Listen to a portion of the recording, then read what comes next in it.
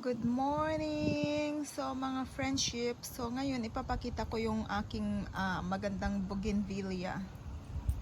So dito ako nakatira sa Indiana, USA. So maglalamig na. So as of now, medyo anong temperature? 68. So alam nyo na, so kailangan ko na siyang ikat at ipasok sa loob ng bahay. Pero napakaganda niya, nag-bloom pa lang siya. Alam mo naman tayo sa Pilipinas, favorite natin yung bougainvillea. Napakaganda siya, namumulaklak siya all the time. So, tingnan nyo. Ang ganda ng aking bougainvillea. Usually, ayawan ko, bakit ganun yung bougainvillea ko pag namumulaklak na siya.